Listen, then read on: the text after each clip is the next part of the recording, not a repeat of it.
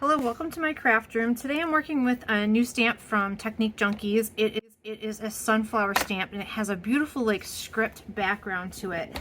And I have a quarter sheet of white cardstock, and it's attached to a sticky mat inside of this stamping platform. And I'm using Memento ink to stamp the image. On this image, right away, you know, just brought the crisis in Ukraine to my mind, and I don't know, something about the sunflowers, and just it reminded me of the whole thing. So I think I'm gonna do this card in yellow and blues just to honor the people in Ukraine and their, I can't imagine being in their situation. So this is just, I know it doesn't really help any one person, but if it brings a little cheer to the world, the world could definitely use this. So I'm going to let this dry. I know it's Memento ink, but I can see it's a little wet.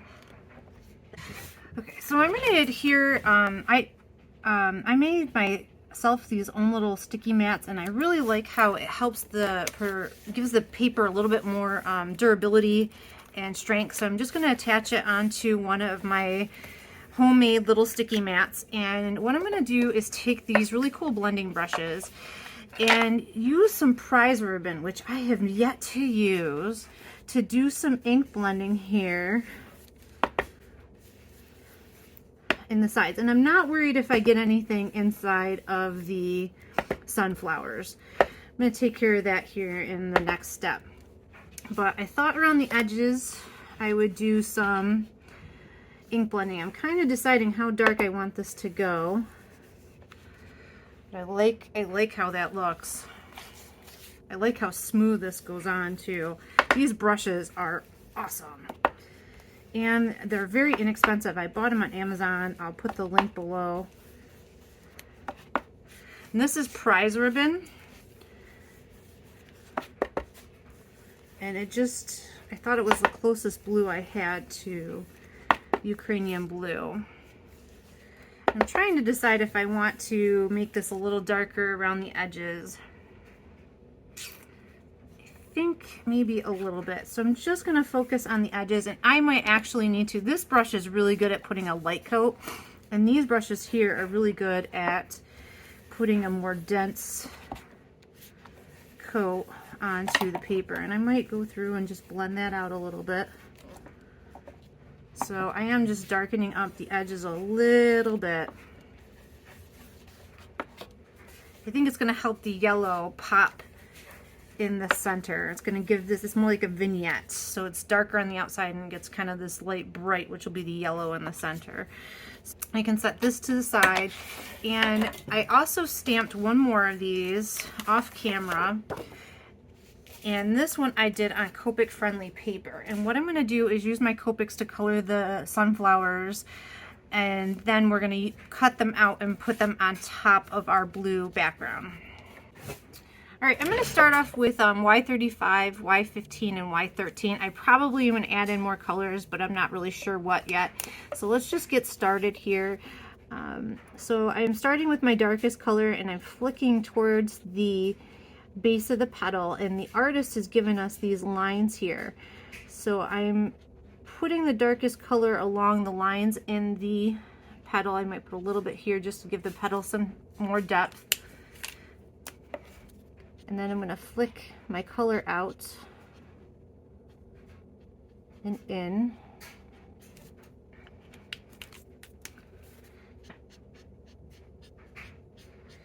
And you always color the way the petal grows. You would never color in this direction. So if you're new to Copics, you always go the way the petal comes out from the flower. It helps, it gives it a more natural look.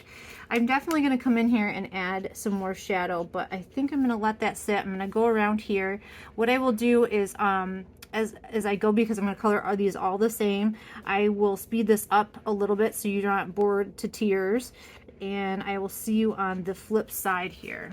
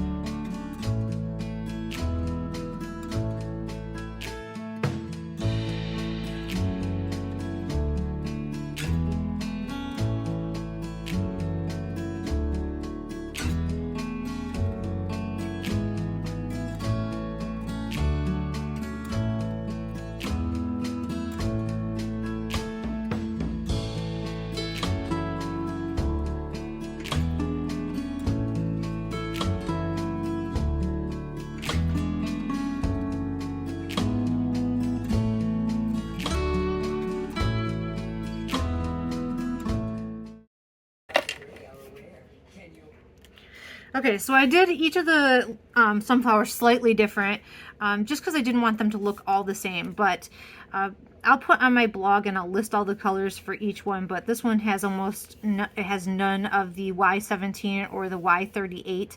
Those have a little bit more orange in them, and then these two, because they're farther back, I put a little bit more orange in them.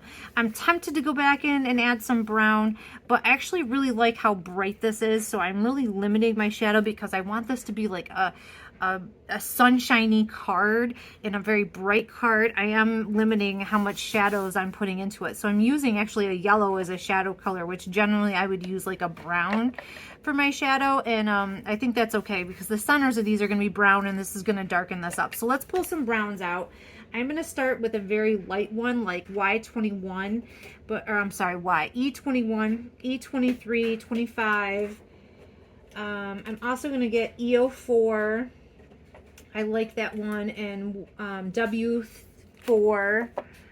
Also going to get E44. So here are the ones I pulled out. I'll again have these listed on my blog. And the first thing I'm going to do is cover the whole thing in E21 because I don't want any of that white to be showing through. And this is a really light brown, and I purposely do not want this to blend as well as you would anything else. We want this to look like it has texture because that's what a sunflower has, is lots and lots of texture. We're going to use lots of little dots to color this. So we're just going to coat the whole thing to get rid of all the white and a really light brown. And this brown coordinates really well with that yellow. So this would have been, you know, an example of something I could have used as a little bit of a shadow, but we'll see. We might go back in, but I'm pretty sure we are going to leave this nice as sunshiny as possible. So the next thing is, let's take some E23, and I'm going to hold the marker straight up and down as much as possible because I want to look like dots and not splotches. And I'm just dotting the background here. I'm not covering the whole thing, and I'm going to leave a highlight in here. So I'm going to not put as much.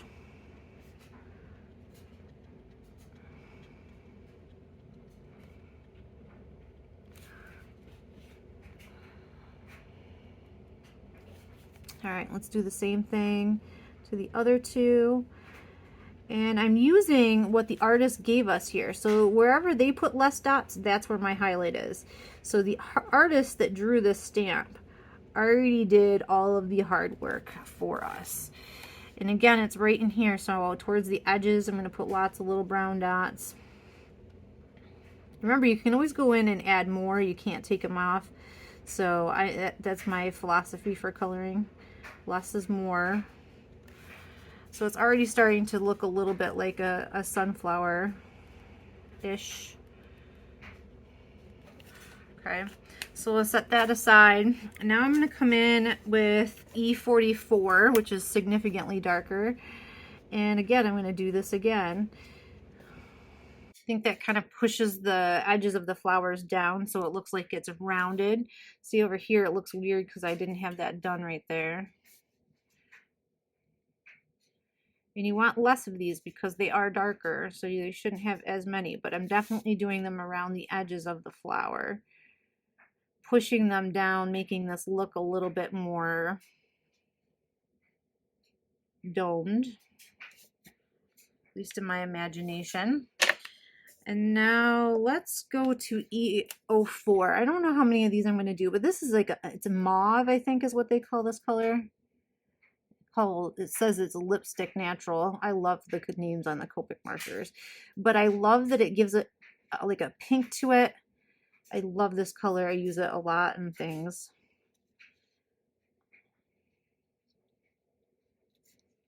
Just, I don't know, it warms it up a little bit. It's also very light, so you can do it towards the middle and give it some pinky texture. I'm kind of coming in a little bit towards the edges.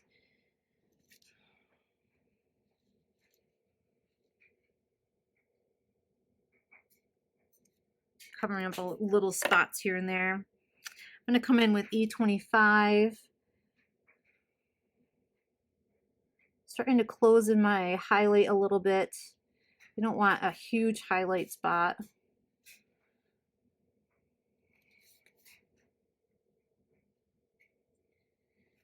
Want areas of that E21 to show.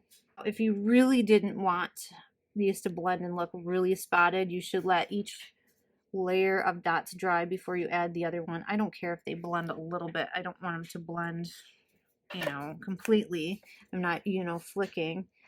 This is W4, which is a gray. Again, just adding in another little color to break this up. And this is E29, my darkest, so I'm going to only do this at the edge of it,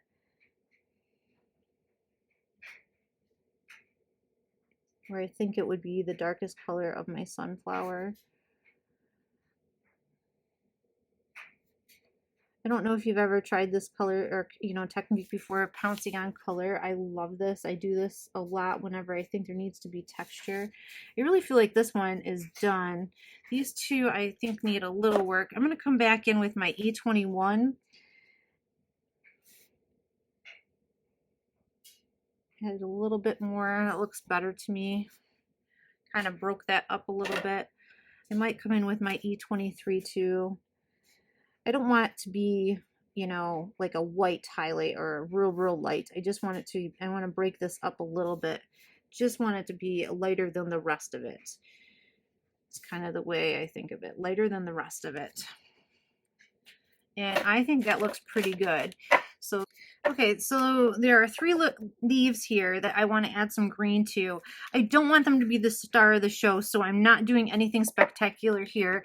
I decided to grab my olive greens because I think that those will be the best here with our color scheme. So it's YG 67, 63, and 61.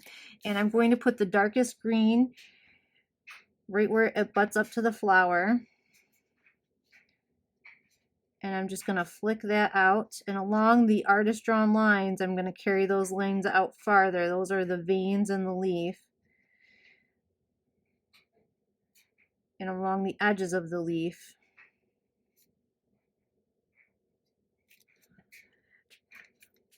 And then I'm going to blend those out with the YG63, which is also pretty dark.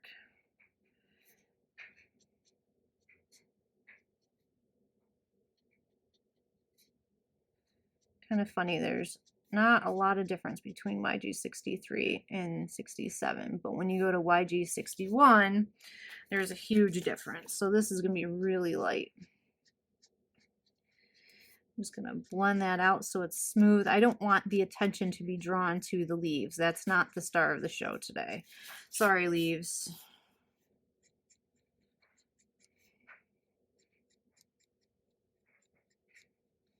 Okay. All right, I'm going to repeat the same process for these two.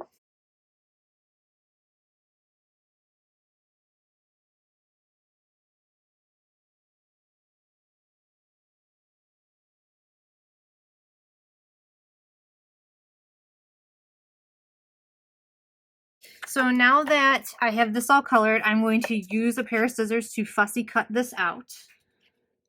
Okay, now that we have this all cut out, I really like how this looks together. So we're going to put this on top of our blue panel here in a second. But when I was cutting it out, which wasn't really that bad, guys. I know I'm not a big fan of fussy cutting, but it didn't take me too long. I have a couple spots here of white that are between the flowers. So what I'm going to do to kind of soften that and like get rid of that, I'm going to start with my C3. And I'm just going to color in those spots. And this way they push them back and that your eye doesn't catch them as much. And there's just a little few of them. Probably could have colored that one yellow, but that's okay. And actually C3 is working really well, but I think I'm going to go a little bit darker. I'm going to try some C5. It's going to push it even farther back. Maybe just in that bigger one. And then this way, it's like you skip over it. Your eye doesn't even notice those details anymore. So there's that. Now I can take, I'm all done blending on this, so I can take this off my little sticky board here. And I'm going to put some dimensionals. I use Fun Foam because it's one, really cheap and it holds up really well in the mail. And I have a ton of just scraps on my desk, so I'm excited to use these up. So I'm going to put glue on the back of these and adhere Fun Foam all over this. Okay, so that didn't take long at all. I did a pretty good job here. I got rid of lots of scraps. And now what I'm going to do is figure out how this orients. And now I'm going to glue this down to my blue panel. So let's put some more glue on the back of this. Okay, our panel is dry and I just shaved a little bit off of it. This piece of paper is a standard A2 and I just shaved a little bit off of it. So a little bit of that black shows through around a bit and giving it kind of a frame. It adds to our vignette look. It's darker on the edges and bright in the center.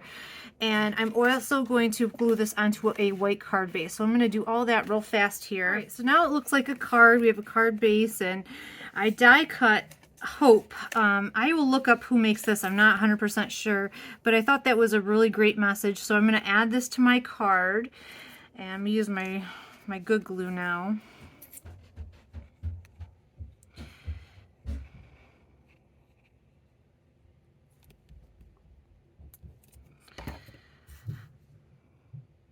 And I love how that black and white kind of just pops off of